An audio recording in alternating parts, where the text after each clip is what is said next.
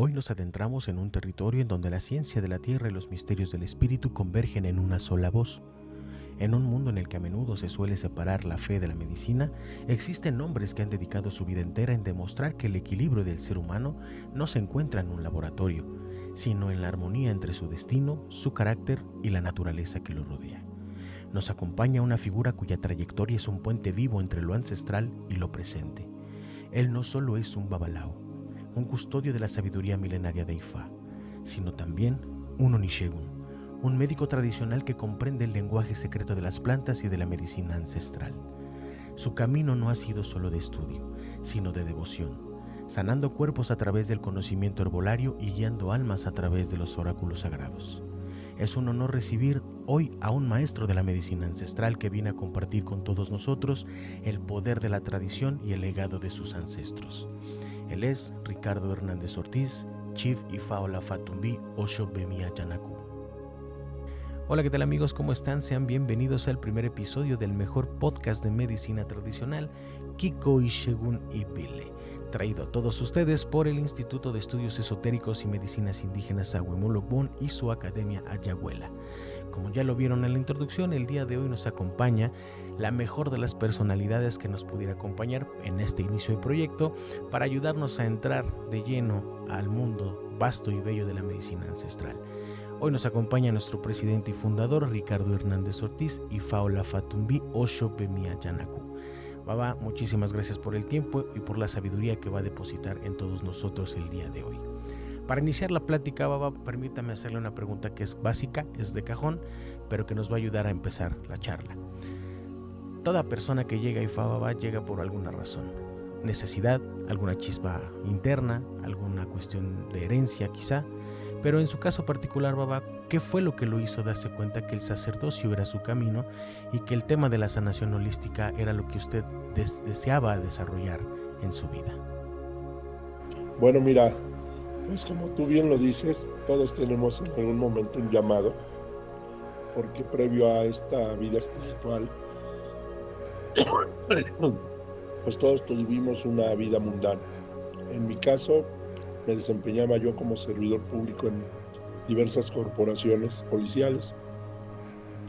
Y bueno, pues a través de los años experimenté muchos desafíos, problemas que se van dando en el ejercicio de tu servicio. Hasta que un día estuve en una situación entre la vida y la muerte. Aunado a eso, bueno, padecí la muerte de uno de mis hermanos, el que me seguía, el segundo de mis hermanos, somos tres. Él fallece a los 33 años de edad de una enfermedad absurda por una endoscopía mal hecha por ahí, se complicó una bacteria y murió de manera súbita y repentina. Ahí es donde entras como en un cuestionamiento sobre por qué pasan estas cosas, qué es lo que ocurrió. Yo no encontraba explicación a estos fenómenos y empecé a hurgar en muchas tradiciones. Obviamente tuve contacto con el culto de la santería, los cultos afrodescendientes. Estuve indagando y por unos momentos fue muy abrumador que pues no tuviera yo las respuestas. Hasta que de pronto un día comienzo a escuchar a un sacerdote de Orissa que me empieza a hablar de los compañeros astrales, me empieza a hablar de situaciones que empezaban como a encajar en un rompecabezas en el cual empecé a tener mucha más, tuve más interés de profundizar. Y ahí es donde encuentro la entrada a este mundo espiritual y me apasiona el poder encontrar respuestas, no el dogma tradicional que ofrecen las religiones dominantes, los credos pues más dominantes en el mundo, sino esa explicación metafísica de por qué ocurren ciertos fenómenos. Y bueno, pues entonces ahí ya comienzo mi peregrinar. Yo empiezo en la religión pues ya a los 30 y tantos años de edad, pero de alguna manera siempre tuve la inquietud de la sanación y había estado yo estudiando herbolaria mexicana, había estado estudiando algunas tradiciones espirituales, la Rosacruz, muchas otras. Y fui concatenando estos elementos, los fui armando y pues de alguna manera tuve la fortuna de empezar a conocer personas que me fueron llevando a un camino más y más amplio cada vez.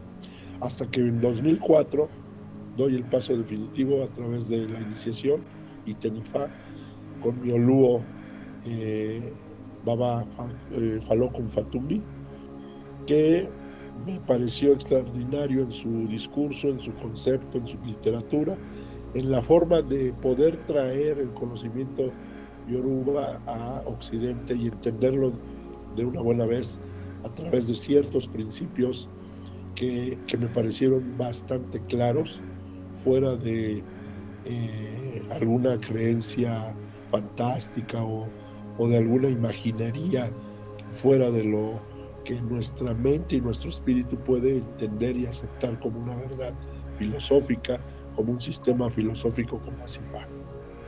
Así llegué. Ok, perfecto. Muchas gracias por la respuesta, Baba. Es muy interesante cómo la doctrina de Ifá llega a las vidas de las personas de una manera muy distinta, ¿no?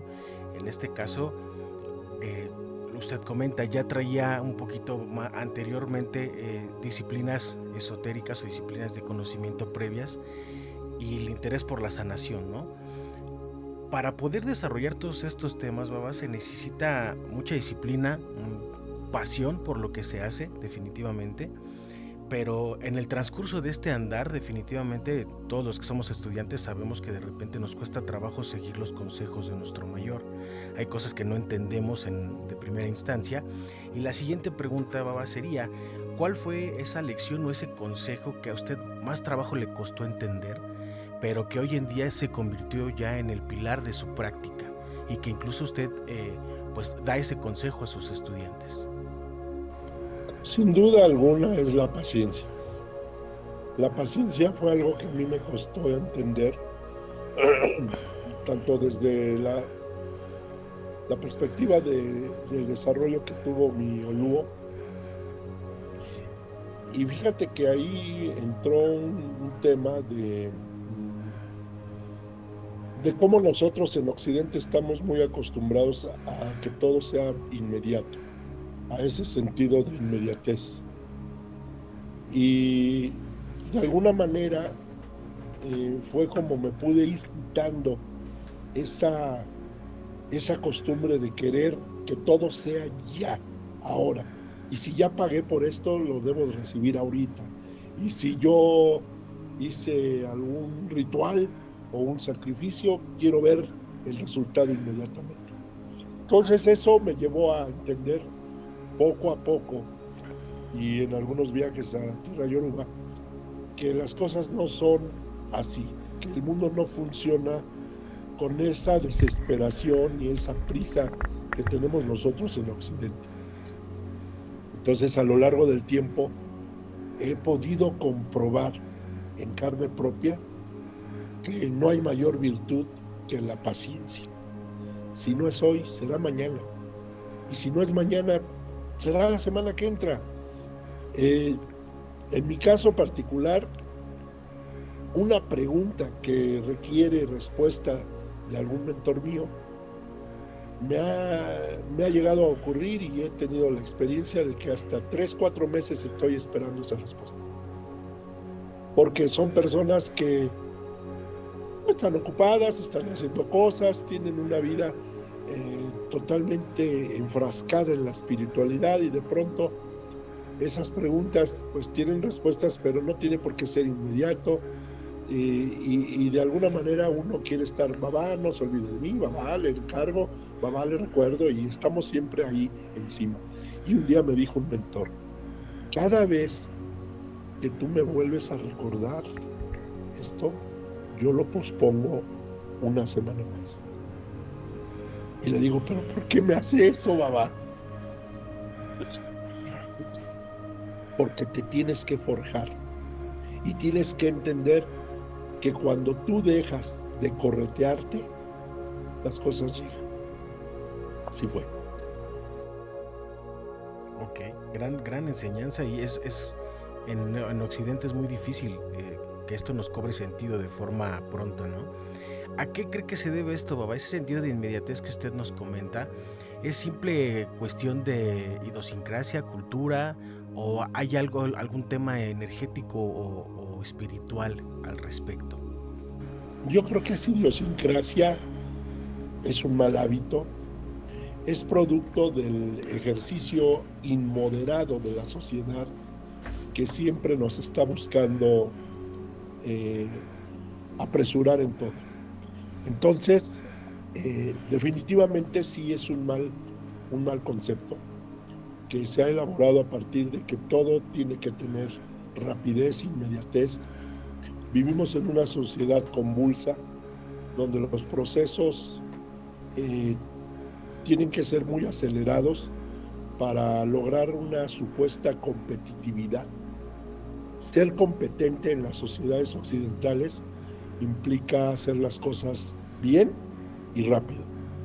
Y entonces se va volviendo un hábito en donde la gente coloquialmente siempre dice, es que no tengo tiempo, es que esto es para ayer, te estás tardando.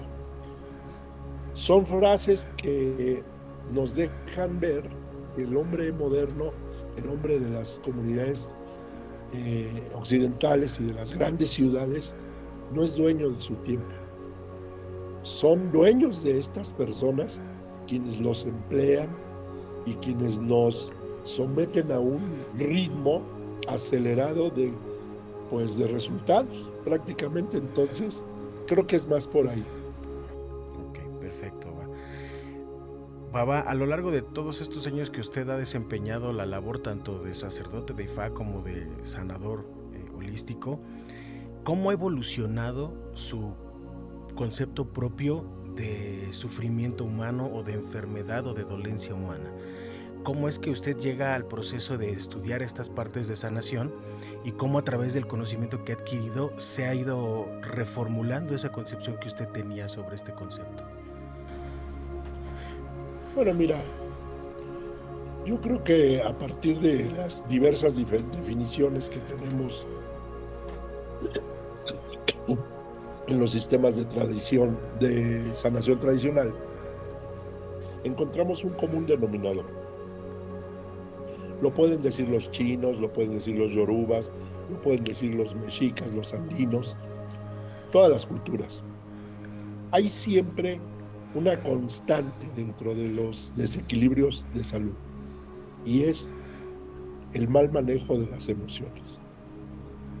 Yo creo al 100% que el carácter que tanto hablan los yorubas no es otra cosa más que la mala o buena gestión de las emociones y de esas reacciones que nosotros tenemos, nuestro modo de reaccionar frente a estímulos que nos pueden llevar a desequilibrios emocionales que posteriormente se somatizan en el cuerpo físico. Todas las enfermedades que tienen que ver con las litis, itis, las inflamaciones de órganos, tienen esa particular característica de que el enojo, la ira mal manejada, produce inflamación sistémica. El miedo también produce mucho daño, la decepción.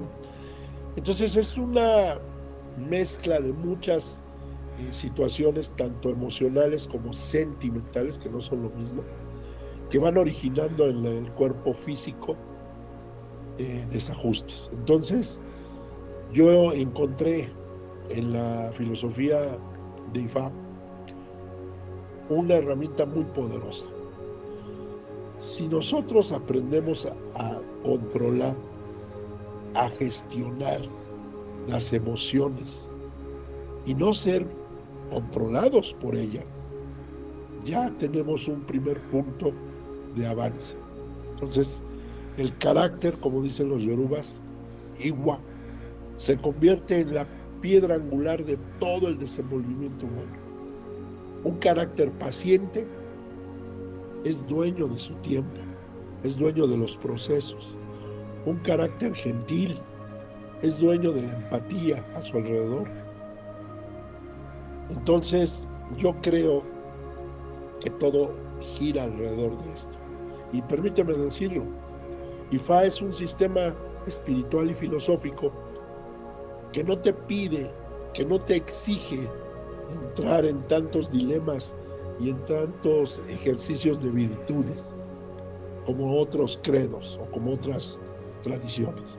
Solo te pide 4 cosas que no creo que sean tan difíciles de entender y quizás sí sean un poco difíciles de practicar, ¿sí? Te pide honestidad. Honestidad al pensar, al hablar y al actuar.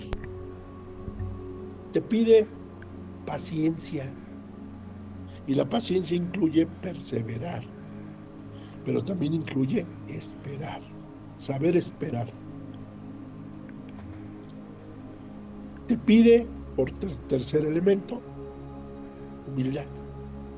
Y humildad no tiene que ver con ser apocado, ser tímido, disculparse todo el tiempo de lo que hago.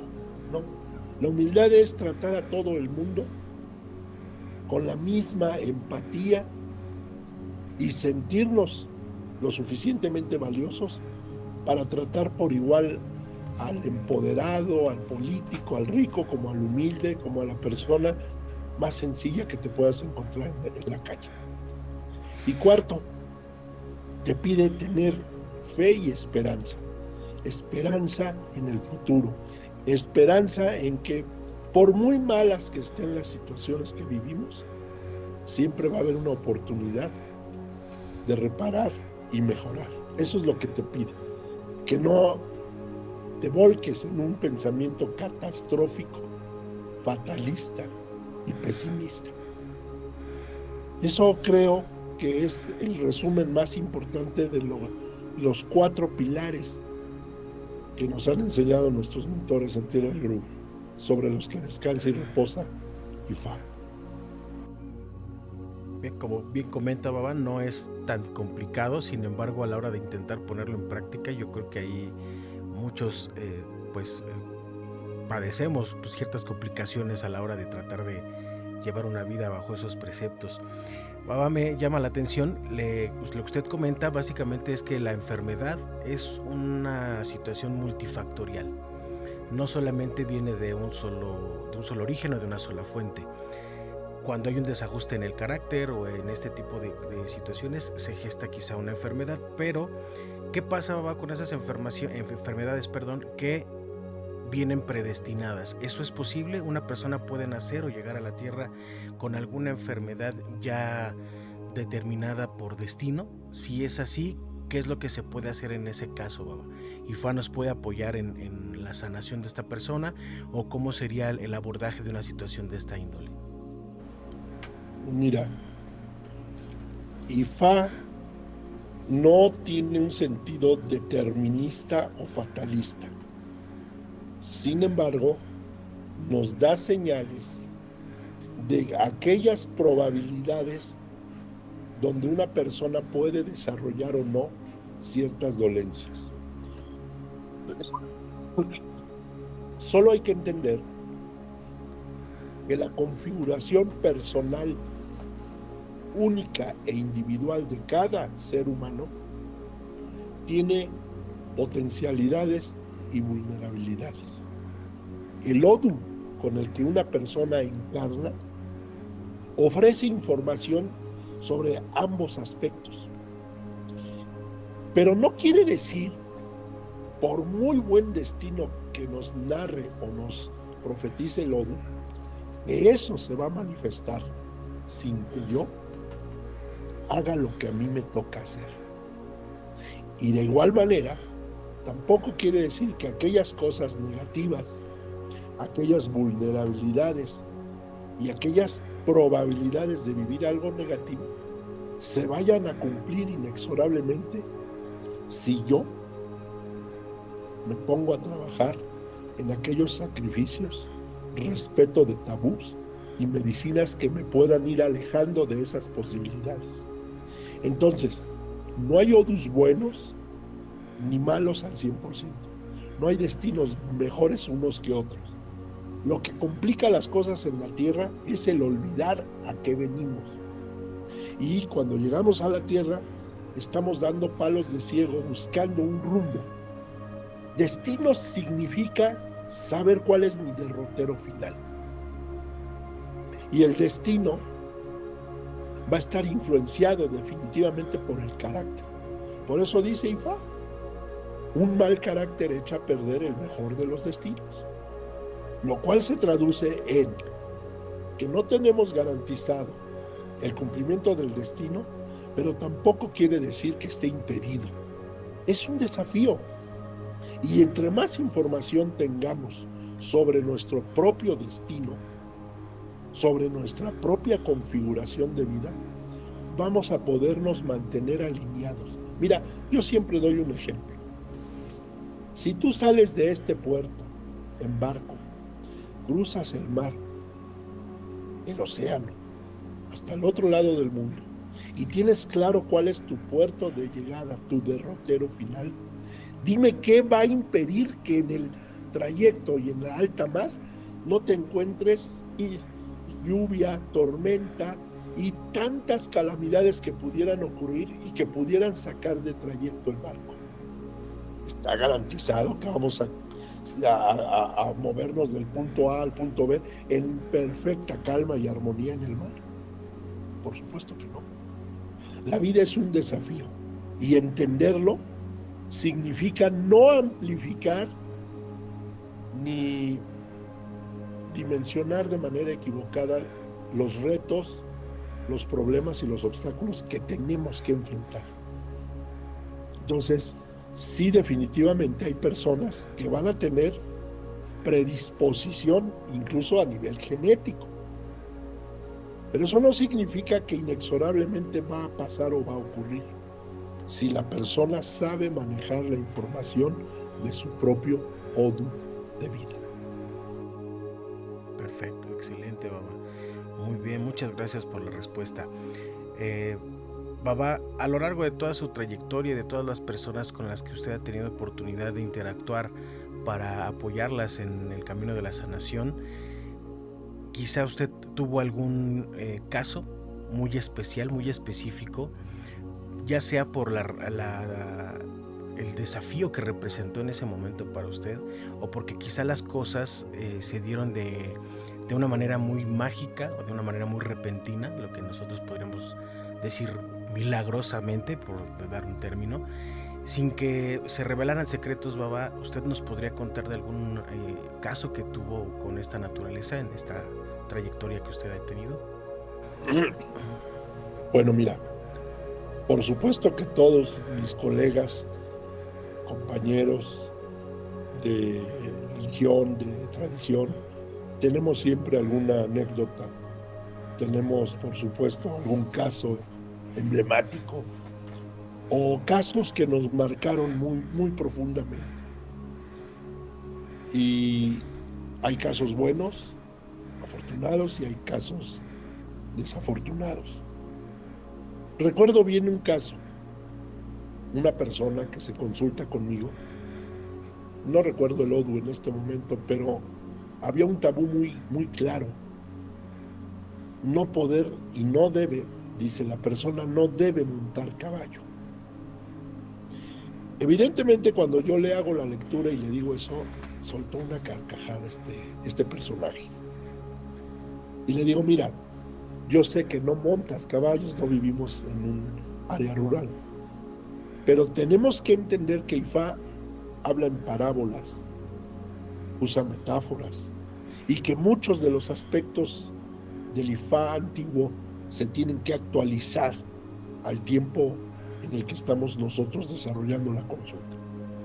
Y le dije, aquí se equipara que tú no puedes o no debes andar en motocicleta. Y me dijo, no, eso sí que no, babá. Yo tengo una competencia en mes y medio, un circuito, me acuerdo muy bien.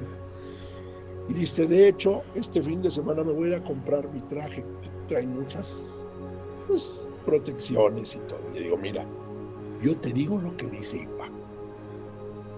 Tú tienes libre albedrío. Y no me puede hacer algún evo o algo para que me vaya bien. Y ya después veo si dejo, pero es que esta competencia para mí es única. Le dije, no, yo no puedo negociar con IFA esto. Te lo está diciendo, porque aparte la adivinación venía con Ayewo y Q, muerte. Entonces le dije, no es negociable. Tú tienes la información. Bueno, no te hago el cuento largo. El hombre se fue a su competencia. No ganó, quedó en 12º lugar. Y al siguiente día, con sus amigos, como un festejo, agarran carretera, una rodada, y ahí se accidenta. En una curva él se accidenta. Él intenta bajar la moto lo más pegado a la pista, a la carretera, y ahí pasa algo, volca, y el tipo, el personaje, queda en un estado donde la cadera se le destruyó, hubo fractura en piernas. Bueno, a mí me hablan al otro día y me dicen, él está en el hospital y que si le puede ayudar la mamá, y le digo, vamos a ver qué se puede hacer. No murió, pero hay algo muy significativo. Esa persona jamás volvió a recuperarse. Es como una persona, un muerto viviente. Él perdió todo, nunca encontró un camino de luz. Ya, ¿cómo te podría yo decir? Creo que efectivamente él habría muerto en ese lugar. Algo ocurrió, regresa a la vida, sale de ese accidente, pero su vida se fue en picada. Yo creo que cuando IFA advierte algo, tenemos que ser lo suficientemente sensatos para entender que nuestro mundo terrenal tiene limitaciones. Y como lo dice IFA, la vida pende de un hilo muy delgado. Entonces, ese es uno de los casos que nunca he podido olvidar y que siempre me ha marcado, me ha impactado la precisión de IFA en cuanto a advertencias serias. Ok, muchas gracias, Baba. Sí, un caso delicado, una advertencia muy certera. Y bueno, el libre albedrío de cada quien de escuchar el consejo o pasarlo por alto. Baba, vamos a dar un poquito el giro, ya más enfocado a lo que son los temas de herbolaria, temas de medicina tradicional. Baba, ¿cuál es, según su criterio y lo que usted ha visto en estos últimos meses, en estos últimos años, en dónde está parada la tradición de medicina ancestral en México, Baba? Hemos visto en redes sociales, Baba, en TikTok, en muchos lados, una oleada muy grande de gente que se anuncia, se ostenta como médico tradicional, se ostenta como algún título por ahí que se les ocurrió, o lo vieron y se lo adjudicaron, ofrecen medicinas, ofrecen un montón de cosas, pero eso, Baba, realmente, ¿cómo usted lo cataloga? ¿Es realmente un auge o realmente solamente es una cuestión de marketing, un comercio que la gente quiere ejercer, ve esta manera de ganar un dinero rápido a través de este tipo de prácticas? Según su experiencia, Baba, y su criterio, ¿en dónde está la medicina tradicional yoruba parada en este momento en México? Mira, es una pregunta controvertida. Nosotros en el año 2024 iniciamos una difusión sobre la enseñanza de medicina tradicional de manera muy académica, con una parte teórica práctica, que pudiera empezar a formar, a ser un semillero de médicos tradicionales que pudieran suplir las distancias que hay que recorrer para ir a Tierra Yoruba a aprender y poder tener entendimiento de lo que significa ser medicina ancestral denominada Ishegun. Infortunadamente, hay personas que se han aprovechado de este boom porque encontraron provechoso traer soluciones mágicas a todos los problemas humanos, sin distinguir que hay todo un proceso de diagnóstico, de elaboración consciente y responsable, y no solo de una reventa vulgar. Hay gente que solo se dedica a revender de manera muy comercial cosas que mandan traer de otro continente, de Tierra Yoruba, de Nigeria, pero que no tienen la certeza de cómo se hicieron, quién las hizo, si cumplen con los estándares de la fórmula tradicional y si en una palabra es lo que se anuncia. Hemos visto durante muchos años, hemos sido testigos de cosas grotescas. Por ejemplo, te voy a dar un ejemplo. Bere incisiones. Cuando las incisiones empezaron a ponerse de moda, a mí me ha tocado ver personas que traen de verdad un tatuaje completo así en el brazo, unas marcas grotescas que incluso después les empezaron a avergonzar hasta entre su familia, porque les decían, ¿quién te hizo eso? Oye, es una barbaridad. La noción de bere, incisión, es únicamente abrir de manera muy discreta la piel con el objetivo de introducir el polvo, la medicina, y que sea absorbida por el torrente sanguíneo. No es para hacer tatuajes, no es para hacer escarificaciones en la piel. Entonces, hemos estado viendo cosas como esas, que fuera de tener un sustento, tratan de impresionar a las personas para que, pues de alguna manera, se conviertan en fans sin noción sobre qué significa realmente hacer estas o preparar estas medicinas. Yo creo que en México empezó a haber esta difusión a partir de que, bueno, también los medios digitales han crecido, YouTube, Facebook, TikTok. Nosotros hace 15, 20 años no teníamos esas capacidades de poder difundir de ese modo tantas cosas. Pero creo que fue bueno porque durante muchos años estuvimos preparando el momento para poder dar a conocer ya un programa de capacitación. Hoy por hoy ustedes son un ejemplo vivo. Más de 40 alumnos certificados en la oficina del Arabá de Otá, que aparte de ser el Arabá de Otá es el secretario general del Concilio Internacional de la Religión IFA con sede en Ile-Ife. Muchos de ustedes han obtenido certificaciones en medicina tradicional y herbolaria que cuentan incluso con un REMOE, un registro de validez oficial.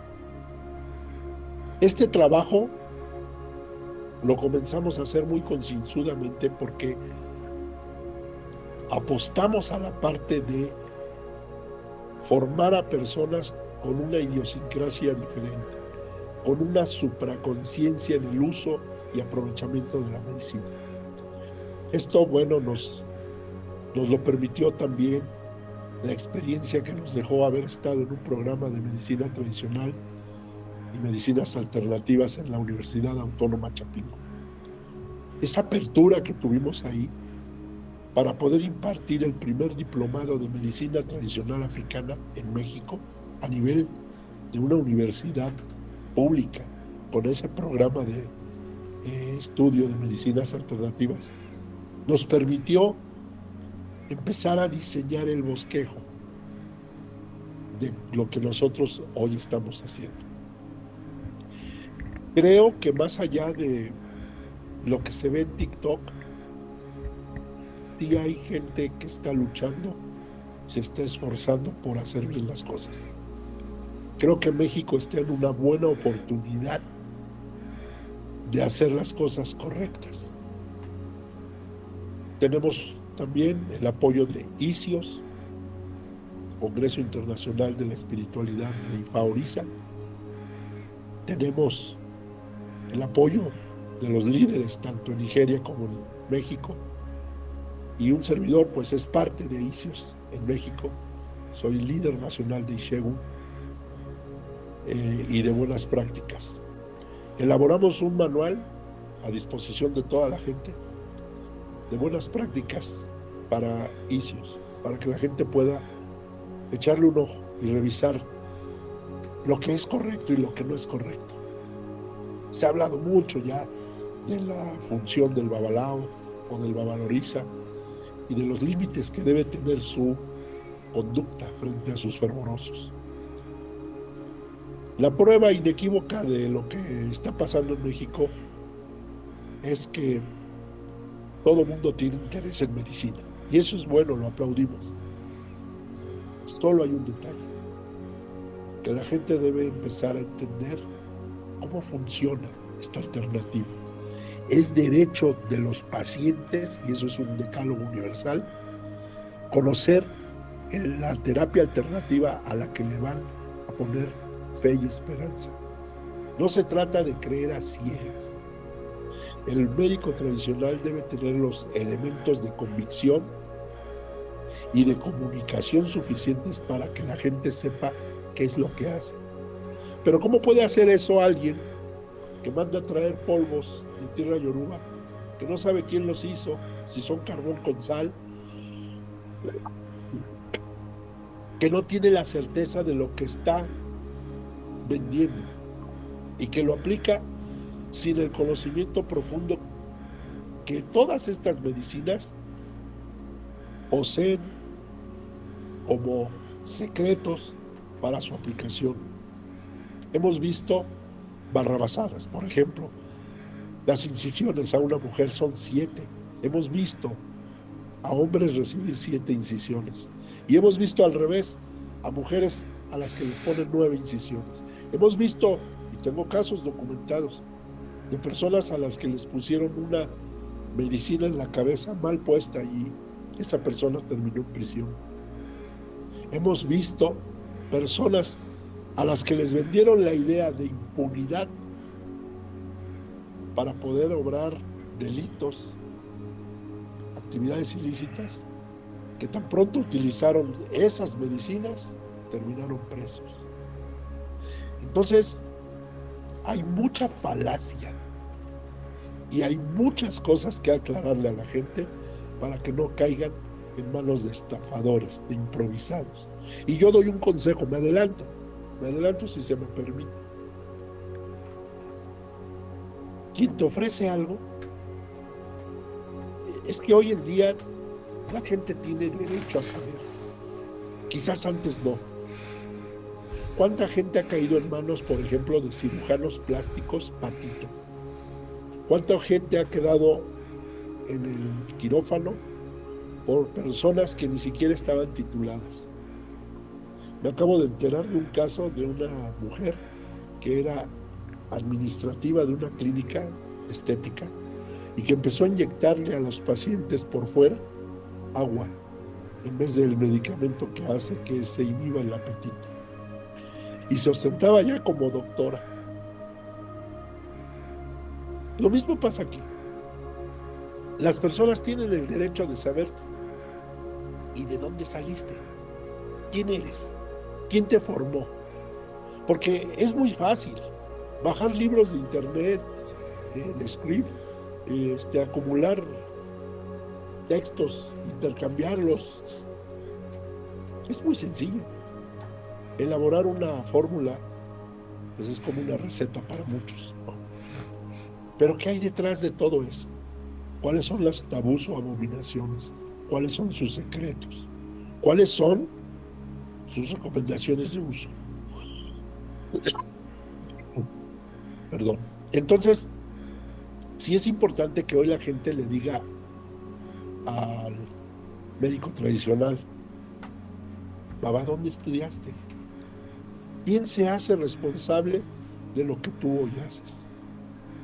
Yo, como les digo a mis alumnos, todo lo que yo les enseño lo tengo respaldado y sustentado en las enseñanzas de mis mentores.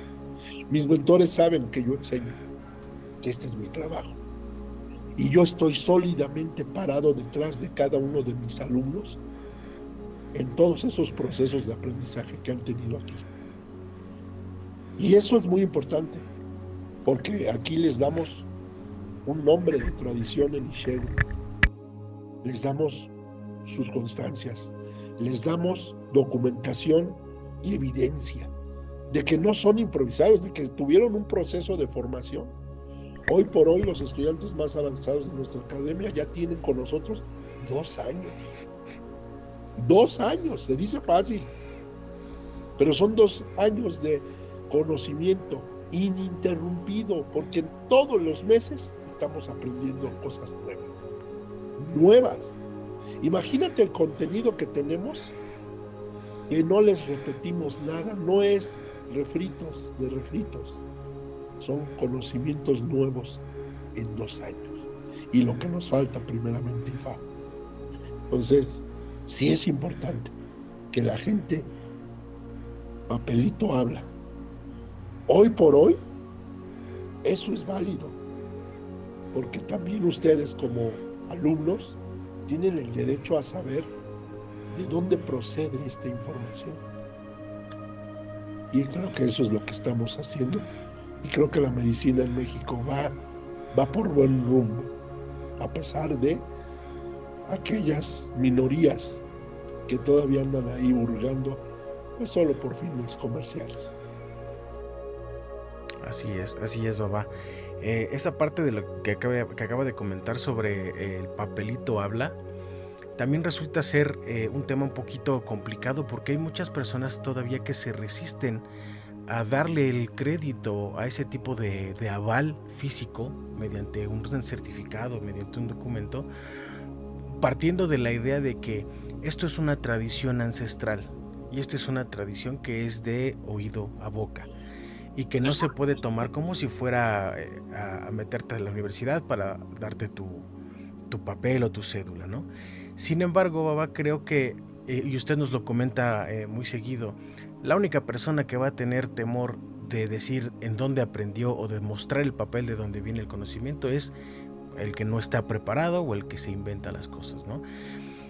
Aparte, Baba, lo que acaba de comentar también, la certificación en medicina tradicional y herbolaria con el REBOE que usted nos ha brindado no es más que la profesionalización de la tradición.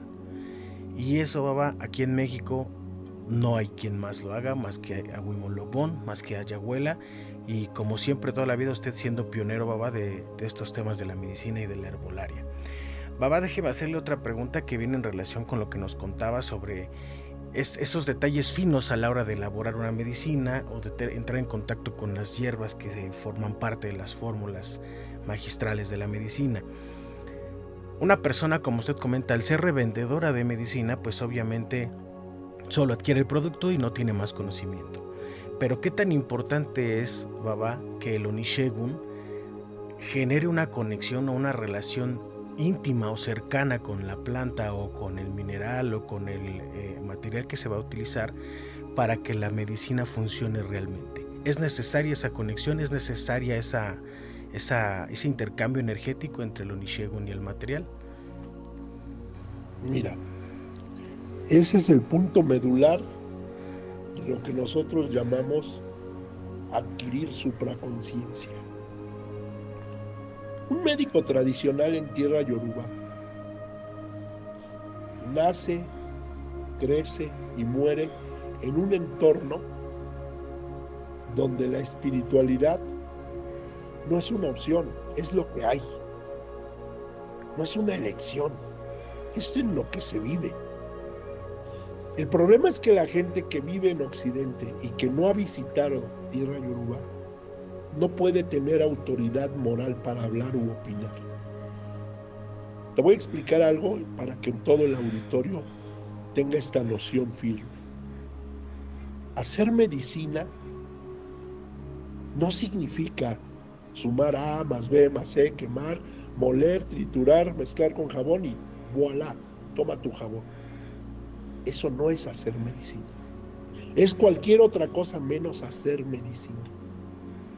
Porque no estamos elaborando productos de laboratorio. No trabajamos con materiales inertes. Hacer medicina significa, en su acepción más profunda dentro de la cultura yoruba, tener una íntima relación con todos los materiales que participan de una fórmula, de una preparación. Teniendo la visión de que todos estos materiales son espíritus vivos. No porque tomes una planta que está seca, pienses o creas que está muerta. Las plantas pueden acoger y guardar su espíritu hasta 1 año, a veces más. Las plantas son espíritus como tú y como yo. Lo único que nos diferencia es el cuerpo físico. Ellas en un cuerpo vegetal, nosotros en un cuerpo animal. Pero son inteligencias vivas. Por ende, cuando tú convocas a ciertos espíritus para hacer una sinergia, estos espíritus deben de ser compatibles. Ese es el primer gran problema. Y esto es como un equipo. Si tú citas a trabajar un equipo de personas donde hay rivalidad entre ellos, ¿qué resultado crees que vas a tener? Se van a enfrascar más en limar sus diferencias que en trabajar en el propósito que les estás encomendando. El segundo punto es que estas inteligencias, estos espíritus, te tienen que ver a ti como el operador, co-creador, con buenos ojos. Y eso es difícil. Es difícil si tú piensas que solo es ir a comprar a una botánica un cuarto de tal hierba, un ramito de esto, los machaco y los junto sin respeto, sin reconocimiento, sin diálogo espiritual entre nosotros. Entonces la planta tiene todo el derecho de cerrarse y decir: yo no trabajo, no tengo por qué. Tú no me puedes obligar, me puedes solicitar que te ayude, mas no obligar. Entonces, muchos babalaos, babalorizas y personas que se están intentando formar en esto, comienzan a interactuar de lleno con todas las plantas, con todos los animales, partes rocas, minerales, sin ninguna presentación espiritual previa. Y es como entrar a un salón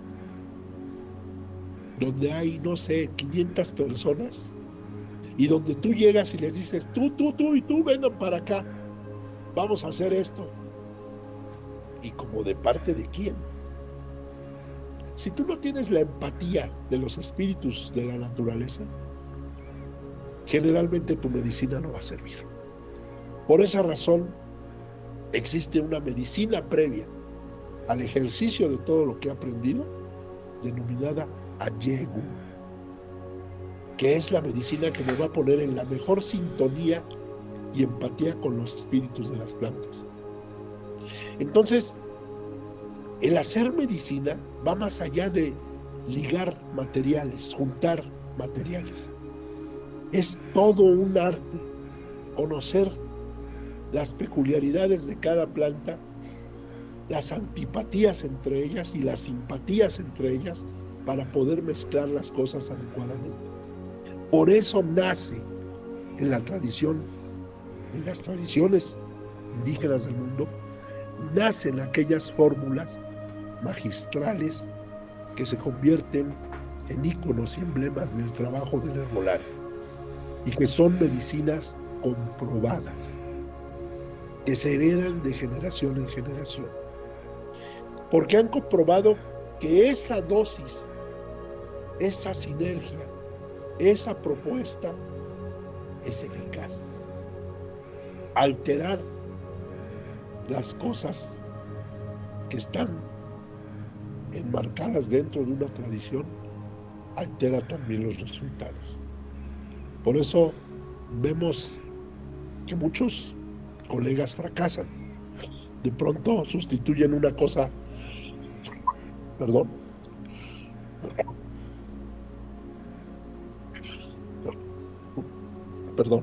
sustituyen un material por otro, meramente por un pensamiento que no tiene un fundamento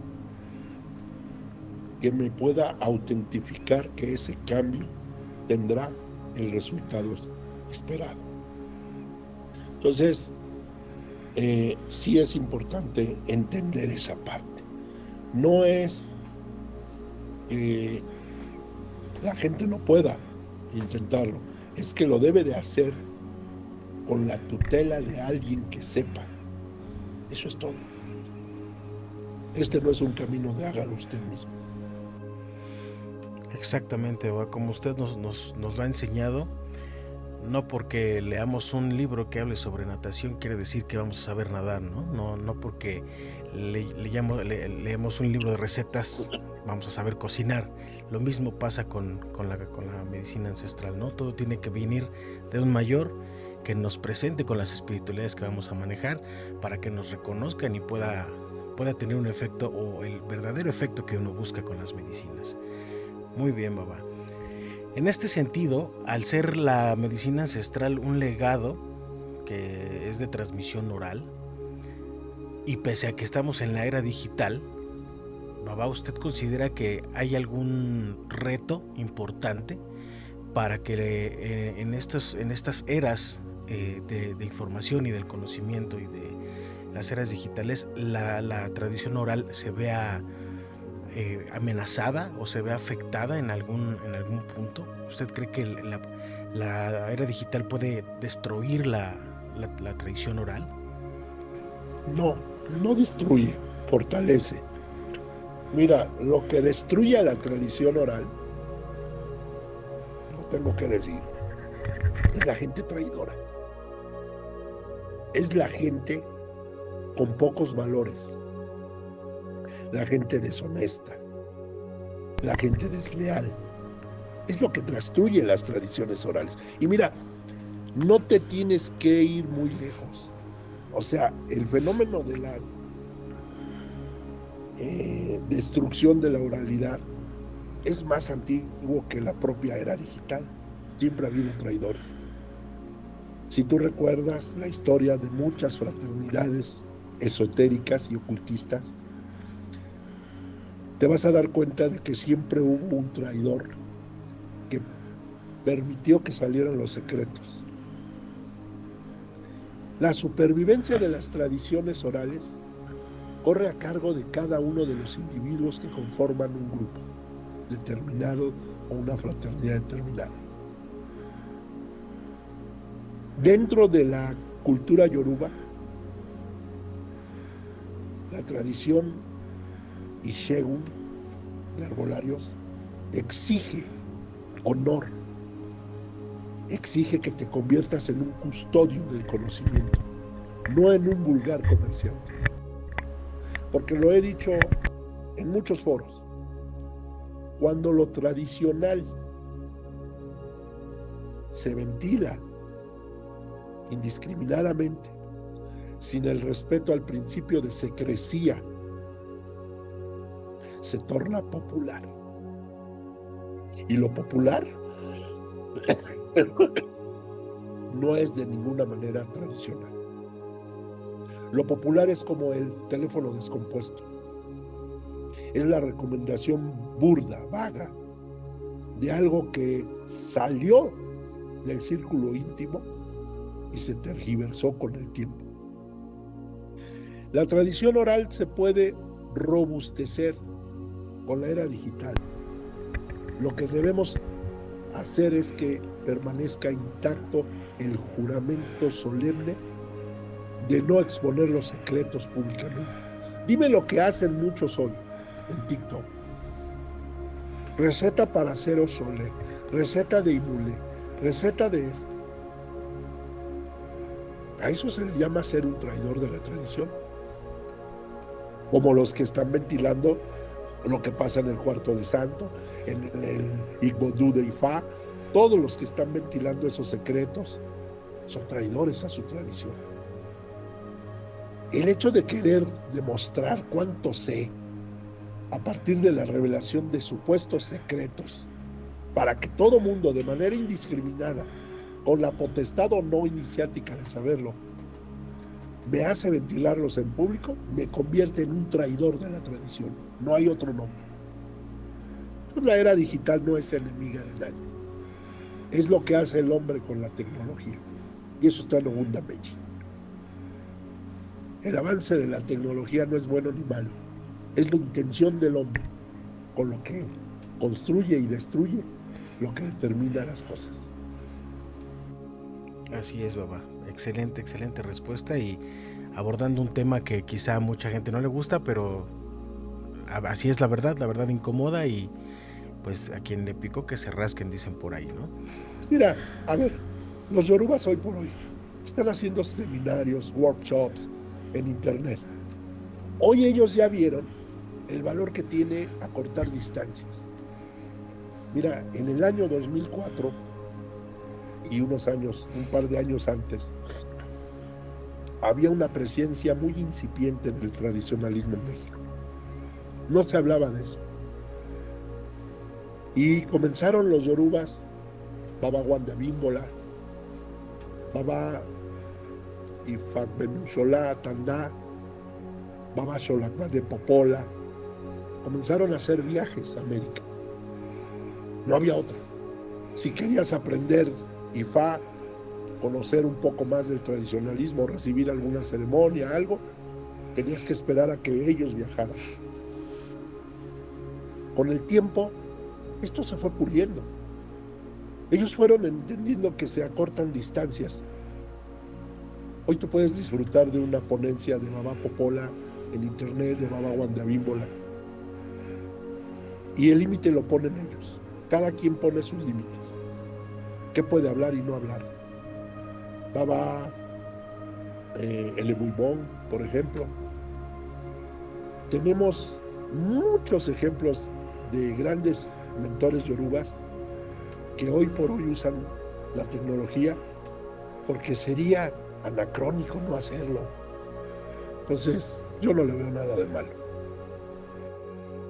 Correcto, sí, es cuestión de cada quien decide cómo utilizar las herramientas para bien o para mal. Así es, Baba.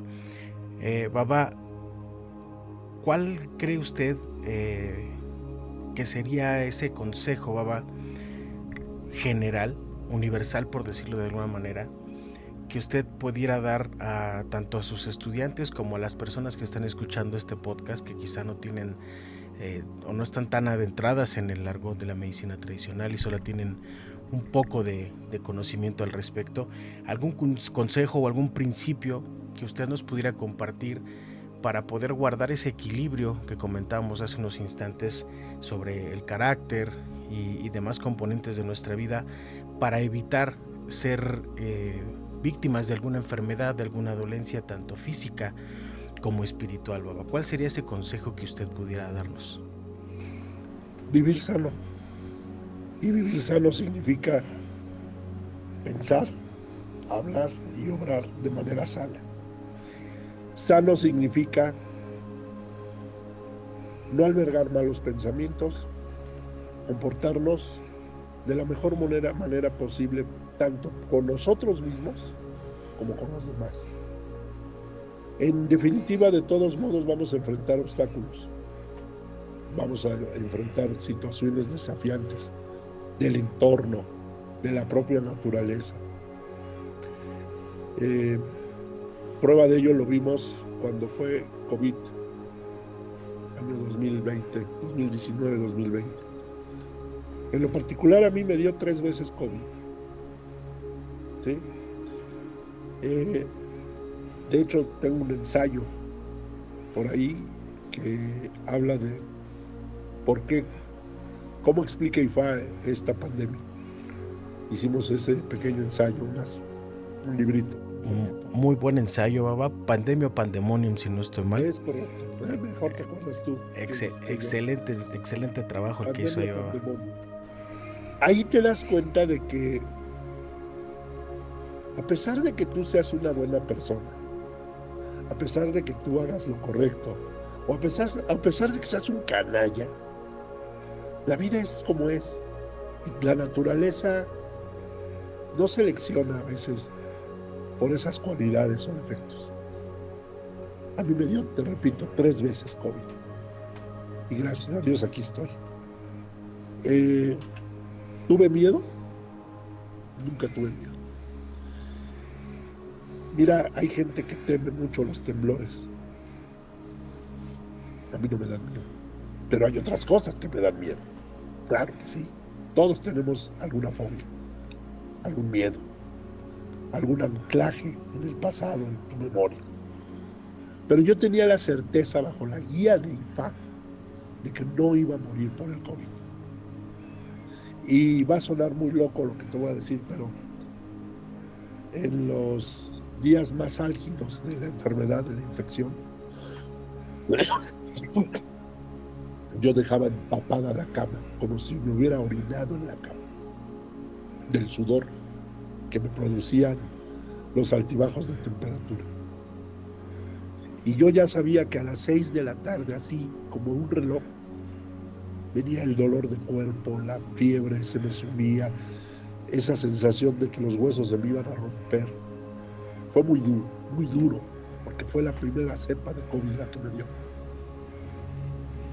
Y una noche, bajo la guía de IFA, como pude, en la mañana,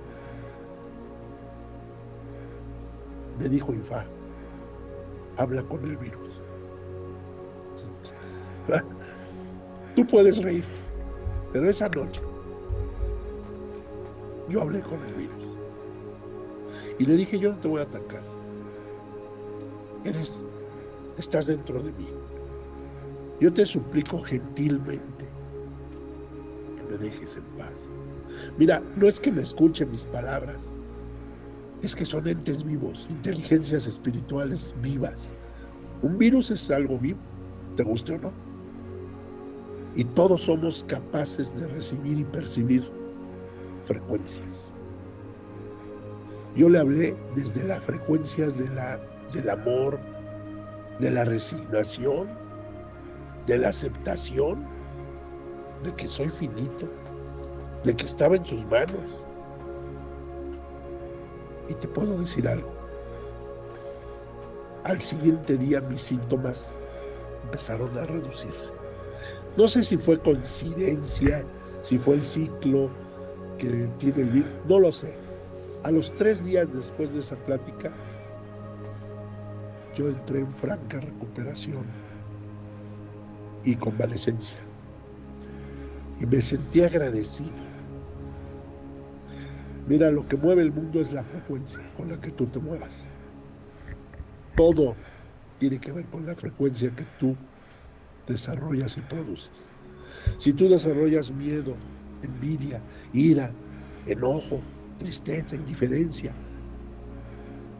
estás vibrando bajo y vas a ser presa de cualquier enfermedad oportunista. Pero si tú vibras a partir del amor, de la comprensión, de la empatía, de la generosidad, de la humildad, empiezas a vibrar alto y por ende empiezas a blindar tu sistema inmunológico. Aún así, el entorno es como es. A veces nos enfermamos. Son procesos de rectificación y sanación. Movernos con un carácter gentil es la clave. Nada más. Perfecto, muchas gracias. Es como bien lo comenta, suena loco, suena inverosímil, pero siendo usted la respuesta y la prueba viva de que eso es posible y es viable, y sustentado en la parte de la frecuencia y la vibración, bien dicen los dichos, ¿no? Atraes lo que eres y lo que vibras lo atraes contigo, ¿no? Ese es el principio y no hay más, ¿no? Muy bien, Baba. Baba, ahora permítame preguntarle, el ser sacerdote, el ser un médico tradicional, el ser un Onishegun, evidentemente implica que el trabajo que se realiza tiene un impacto social en la comunidad de donde se desempeña de primera instancia, y pues posterior quizá llegue el sacerdocio, llega a brincar fronteras y sale de nuestras comunidades. Y eso inexorablemente implica una responsabilidad fuerte, una responsabilidad hacia las personas y hacia uno mismo también. ¿Cómo es que usted ha logrado gestionar esta responsabilidad que tiene hacia su comunidad, hacia sus estudiantes, hacia sus pacientes? Y si ha sido difícil en algún punto, quizá pasó por su mente ya no dedicarse a esto, ya dejarlo por la paz, o cómo ha gestionado esta parte de ser una figura de tanta responsabilidad y de tanto conocimiento para la gente que lo sigue o que sigue sus pasos. Bueno, mira, tengo 22 años en esto, en el ejercicio de IFA. Te puedo decir que a los 10 años cometí el error de todos nosotros, de la gran mayoría, para no generalizar y no herir susceptibilidades. Cuando tienes 10 años de IFA te sientes el rey del mundo. Tuve actitudes negativas, claro, como todos. Tuve mis momentos de orgullo, vanidad. Pero la vida te va enseñando las pautas de la humildad a fuerza. Y creo que la lección más maravillosa que he recibido es modular mi ego. Creo que hay mucha gente capaz, mucha. El problema es la arrogancia, el orgullo, la necesidad de los reflectores, el protagonismo. No es lo que yo busco. Lo que yo busco es sembrar una semilla, un legado, trascender por las enseñanzas. Y creo que eso es lo que me permite trabajar con mucha responsabilidad y con mucha puntualidad mis cursos, mis enseñanzas. Soy muy meticuloso. No me gusta entregar un escrito, un libro, una monografía con la menor falta de ortografía, con la menor falla en la redacción, porque me volví demasiado exigente. Cuando tú quieres éxito, tienes que exigirte calidad. Lo demás se llama mediocridad. Y yo soy de los que muy frecuentemente critica en el Facebook y en el TikTok a personas que escriben con faltas de ortografía, algunos mostrando una total falta de educación y un modo de expresión analfabeta. Y yo no puedo creer que eso sea posible en este siglo. Por eso les pongo a veces cínica o sarcásticamente, ya hay escuelas nocturnas, ¿no? Creo que el babalao debe de ser ejemplo de disciplina, perfección. Y si no se logra la perfección, se aspira a ser perfecto, poniendo entrega. Ustedes, como mis alumnos, muchos de ustedes saben que yo no entrego un PDF mal escrito. No me gustan los errores. No me gusta un error ortográfico. Eso es lo que yo considero es la clave del éxito. Y apuesto todo hacia la excelencia y no a la mediocridad. Creo entonces que parte de mi trabajo es fomentar con el ejemplo estas actitudes, porque eso es lo que nos va a hacer dignos de respeto y de reconocimiento. No el ego, no la imposición del carácter sobre los demás, sino la excelencia que no admite reproche. Y como siempre digo, Quizás viva equivocado, pero moriré convencido. Así es, Baba, así es. Muchas gracias, Baba, por esa respuesta. Ya por último, Baba, para terminar este episodio, este primer episodio de este podcast, Kiko y Shegun y Pile, ¿cuál es, Baba, para usted el legado que aspira a dejar con este proyecto, con este podcast en específico? Ya nos comentó que este trabajo tan arduo que usted ha llevado a cabo, en donde ha dedicado pues prácticamente toda su vida, de dejar esa semilla o de ser ese semillero de buenos médicos tradicionales, pero en específico con este podcast, Baba, ¿cuál es el propósito que a usted le gustaría alcanzar? Bueno, mira, definitivamente creo que gracias a la era digital, hoy por hoy podemos dejar legados importantes. Anteriormente era escribir un libro. Hoy en día es dejar contenido para la posteridad, que no se acaba, no se extingue, que no se pudiera echar a perder o mutilar como un libro, ¿no? Como las páginas de un libro. Creo que lo mejor es dejar esta semilla para que florezca en la mente y en el espíritu de otros que vienen atrás. Ciertamente no somos los primeros ni seremos los últimos. Hay mucha gente talentosa. A lo que aspiramos es a ser parte de ese grupo de gente talentosa. No competir con otros. Cada quien tiene sus habilidades, sus dones, sus destrezas.